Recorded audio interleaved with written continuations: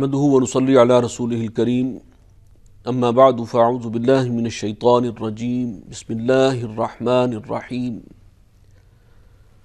ليس البر ان تولوا وجوهكم قبل المشرق والمغرب ولكن البر من آمن بالله واليوم الآخر والملائكة والكتاب والنبيين صدق الله العظيم رب اشرح لي صدري ويسر لي امري واحلل عقدة من لساني يفقهوا قولي اللهم الهمني رشدي واعذني من شرور نفسي آمین یا رب العالمین۔ ناظرین محترم، السلام علیکم ورحمۃ اللہ وبرکاتہ۔ ماہ رمضان اور اسلام، آج کے اس پروگرام میں ہمارا موضوع ہے نیکی کی حقیقت۔ نیکی کے بارے میں آپ دیکھیں گے کہ عوام الناس کے اندر مختلف قسم کے تصورات پائے جاتے ہیں۔ کچھ لوگ سمجھتے ہیں کہ نیک وہ ہے کہ جو زیادہ نمازیں پڑھنے والا ہے، روزہ رکھنے والا ہے۔ کسی کے نزدیک تصور نیکی یہ ہے کہ نہیں، نیک وہ ہے کہ جو خدمت خلق کے کام کرنے والا ہے، دوسروں کے کام آنے والا انسان، ابنائے نو کی خدمت، ان کی ہمدردی۔ ایک تصور آپ کو یہ بھی ملے گا کہ اصل نیک تو وہ ہے جو اپنے عہد کا پابند ہے۔ چنانچہ مختلف تصورات ہیں، تو بجائے اس کے کہ ہم میں سے ہر شخص اپنے ذہن سے اس کا ایک تصور جو ہے وہ تخلیق کرے کہ نیک کون ہے اور نیکی کی حقیقت کیا ہے، کیوں نہ قرآن مجید کی طرف رجوع کیا جائے کہ وہ اس معاملے میں ہماری کیا رہنمائی کرتا ہے۔ سورہ بقرہ کی ایک آیت ہے، بڑی طویل آیت، آیت نمبر 177۔ اس کا اصل موضوع ہی یہ ہے۔ آغاز ہوتا ہے لیس البر ان تولوا وجوہکم قبل المشرق والمغرب۔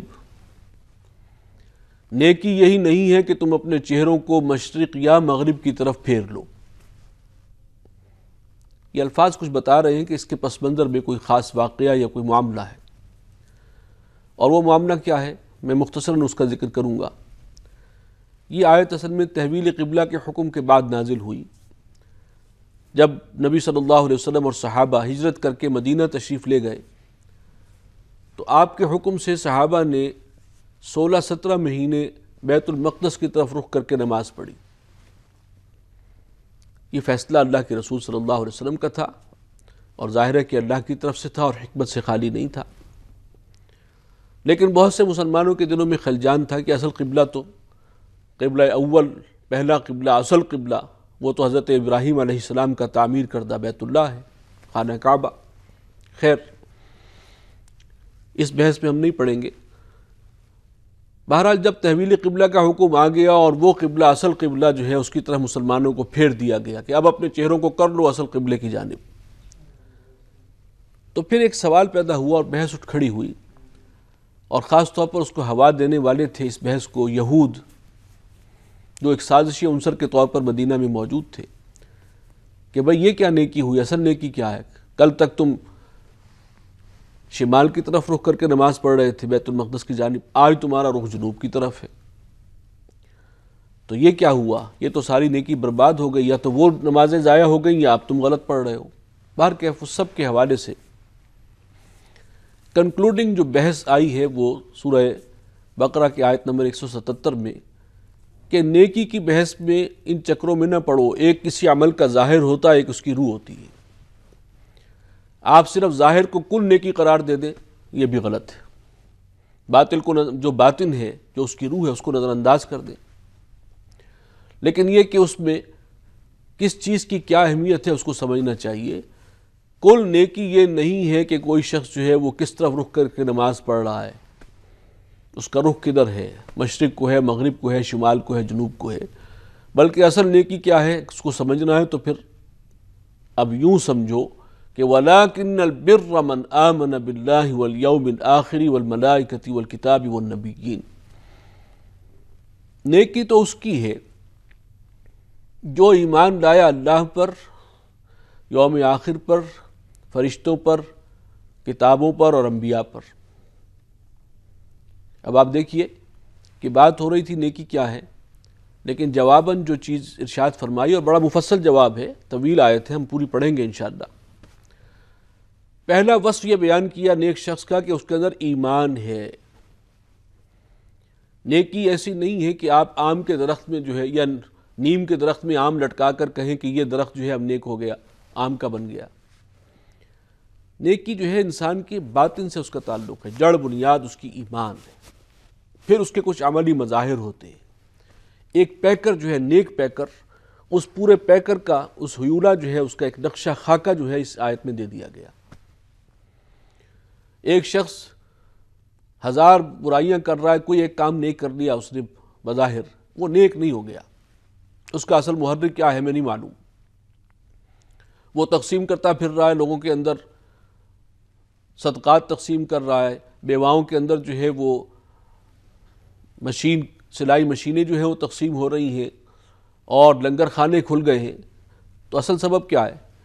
ہو سکتا ہے الیکشن قریب ہو اور اس کا ارادہ ہو اس کے اندر حصہ لینے کا۔ تو کسی ایک عمل کی بنیاد پر کسی کو آپ نیک نہیں قرار دے سکتے۔ نیک تو وہ ہے کہ جو خالصتاً لوجہ اللہ کام کر رہا ہے، دنیاوی کوئی غرض نہیں ہے، کوئی ریاکاری مقصود نہیں ہے، شہرت مقصود نہیں ہے۔ وَلَكِنَّ الْبِرَّ مَنْ آمَنَ بِاللَّهِ۔ تو نیک آدمی کی پہلی صفت یہ ہے کہ وہ اللہ پر ایمان رکھنے والا، یعنی جو کام بھی کر رہا ہے خالصتاً لوجہ اللہ، وَالْيَوْمِ الْآخِرِ، اور آخرت پر ایمان رکھنے والا کہ میں جو عمل یہاں کر رہا ہوں اس وقت، اس کے بدلے میں مجھے دنیا ہی میں نہیں چاہیے اس کا ریوارڈ، بلکہ اصل میں یہ میں اللہ کے لیے کر رہا ہوں اور آخرت میں ریوارڈ چاہیے۔ یہ ہے نیکی۔ اور ساتھ ساتھ وہ رسول پر بھی ایمان رکھتا ہو کہ اصل میں نیکی وہ ہے جو اللہ کے رسول نے جو کام کیا وہ نیک ہے، وہ خیر ہے، وہ پیروی کر رہا ہو اللہ کے رسول صلی اللہ علیہ وسلم کی، اپنی طرف سے کوئی تصور نیکی لے کر نہ بیٹھا ہوا ہو۔ لَقَدْ كَانَ لَكُمْ فِي رَسُولِ اللَّهِ أُسْوَةٌ حَسَنَةٌ، تمہارے لیے اللہ کے رسول صلی اللہ علیہ وسلم کی شخصیت میں ایک اسوہ حسنہ، بہترین نمونہ، بہترین رول ماڈل موجود ہے۔ جو کام آپ نے کیے وہی نیک ہے، وہی کرو، اسی کی پیروی کرو، انہی کی نقالی کرو۔ باہر کیفیت اور باطن کی کیفیت تھی، اللہ پر ایمان، آخرت پر ایمان، رسالت پر ایمان۔ اب فرمایا وَآتَ الْمَالَ عَلَى حُبِّهِ ذَوِي الْقُرْبَى وَالْيَتَامَى وَالْمَسَاكِينَ وَابْنِ السَّبِيلِ۔ اب اس کے جو ظاہری اعمال نظر آنے والے ہیں ان میں سب سے نمایاں عمل کیا ہوگا کہ وہ مال خرچ کرتا ہے، اپنا مال دیتا ہے۔ کس کو؟ مال کی محبت کے باوجود، ہر شخص کے دل میں مال کی محبت رچی ہوئی ہے، لیکن وہ اس کے باوجود مال خرچ کر رہا ہے خدمت خلق کے کاموں میں، ابناء نوع کی ہمدردی میں، رشتہ داروں کو دے رہا ہے، والیتامہ یتیموں کو، والمساکین مسکین اور محتاج معاشرے کے، وابن السبیل مسافر ہے، چاہے اپنے ملک کے اندر، اپنے وطن کے اندر وہ بڑا امیر ہی کیوں نہ ہو، لیکن مسافرت میں معلوم نہیں کس حال میں ہے، ضرورت مند ہو سکتا ہے، اس پر خرچ کر رہا ہے۔ وفی الرقاب، گردنوں کے چھڑانے میں، غلاموں کو آزاد کرنے میں، یہ خدمت خلق کا جذبہ ہے جو اس کو بے چین کیے ہوئے، وہ مال دے رہا ہے، لگا رہا ہے، انفاق کر رہا ہے۔ یہ اس کی زندگی کا بڑا نمایاں وصف ہے، ہمدردی، خدمت خلق، لوگوں کی ضروریات میں ان کی مدد کرنا۔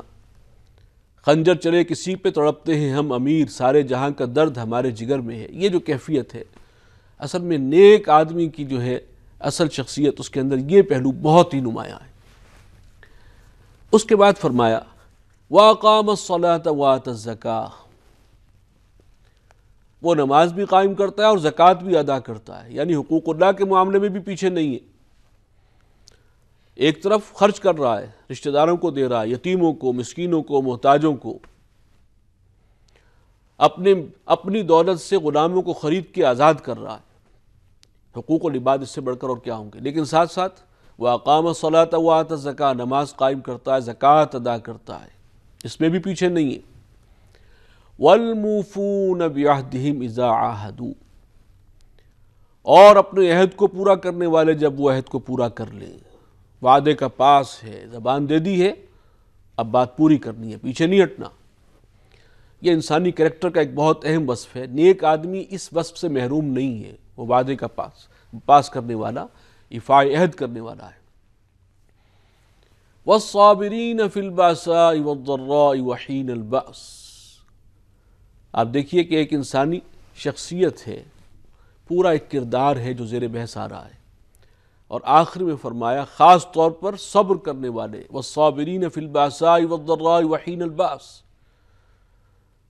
فقر و فاقے کی موقع پر صبر، جسمانی اذیت اور تکلیف، بیماری، اس میں صبر، وحین الباس، اور جنگ کے مواقع پر جہاد اور قتال فی سبیل اللہ، وہ حضور صلی اللہ علیہ وسلم کے مشن کی تکمیل میں اللہ کے کلمے کی سربلندی میں جہاد کر رہا ہے، قتال کر رہا ہے، اس میں مصیبتیں آ رہی ہیں، سختیاں آ رہی ہیں، زخم آ رہے ہیں، اس پر صبر اور استقامت، یہ ہے پورا ایک پیکر، نیکی کا ایک پیکر ہے جو ہمارے سامنے رکھا گیا، جس میں اوصاف کیا ہیں؟ اندر ایمان، ظاہری اعمال میں سب سے بڑا نمایاں عمل خدمت خلق، لیکن وہ ہے خالص اللہ کے لیے، اور اس کے ساتھ ساتھ حقوق العباد کے ساتھ حقوق اللہ پر بھی پوری طرح جازم ہے، نماز پڑھنے والا، زکوٰۃ ادا کرنے والا، اسی میں روزہ بھی آپ سمجھ لیجیے ارکان اسلام، اور پھر یہ کہ کردار کا اونچا ہے،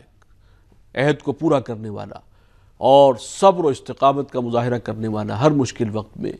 فرمایا اولئک الذین صدقوا، یہ ہیں وہ لوگ کہ جو سچے ہیں اپنے دعوی ایمان میں بھی، اور یہ ہیں حقیقتاً نیک۔ نیک کون ہے کون نہیں ہے؟ یہ واقعتاً سچے اور حقیقی نیک ہیں۔ وَأُولَئِكَ هُمُ الْمُتَّقُونَ، اور حقیقی معنوں میں متقی بھی یہی ہیں۔ اللہ تعالی ہم میں سے ہر شخص کو توفیق دے کہ وہ نیکی کے اس پیکر کا خود کو ایک خوگر بنائے، اور عملی زندگی میں وہ واقعتاً یہی کردار ادا کرے جو اس آیہ مبارکہ میں ہمارے سامنے آتا ہے۔ اللہ تعالی مجھے اور آپ کو اس کی توفیق عطا فرمائے۔ وآخر دعوانا ان الحمد للہ رب العالمین۔